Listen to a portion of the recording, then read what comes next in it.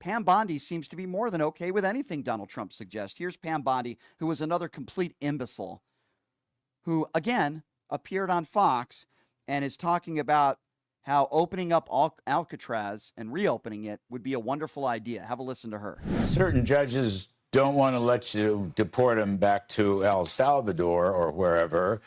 The president suggested over the weekend maybe rebuild and reopen Alcatraz, put him there in the middle of the Pacific Ocean someplace. I'm all for that. All for that, and I think it will be a cost savings. We'll have specially trained guards. They'll be in isolation. They won't be able to run their businesses, and it sends a very strong message that if you do this, you are going to be out of our society forever. Had these guys been housed at Alcatraz, this would have never, ever happened. They're drug dealers, they're the worst of the worst, and they're killers. Yeah, there you go. Pam Bondi. Let me just remind everybody that some of the buildings at Alcatraz are severely deteriorating so badly that they no longer have roofs or complete walls.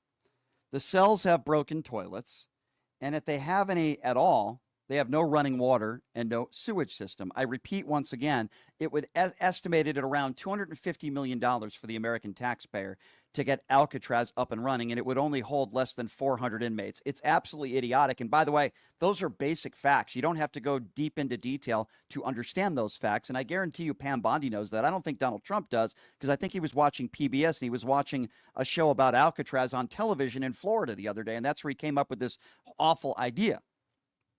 Speaking of awful ideas, Stephen Miller. In general, he was an awful idea. Of course, Stephen Miller also thinks that it would be great that Alcatraz would be reopened here. It's what he had to say on Fox News yesterday. Right, but I'm saying when it was closed in 1963, that was the complaint. As for the facility itself, that's easily refurbished. So that's all nonsense. Look, Alcatraz was built at a time when this country was strong and it knew how to take care of villains and monsters. There are... Yeah. If there's anybody that knows a thing or two about villains and monsters, I would say it's probably, definitely, Stephen Miller. No question about that.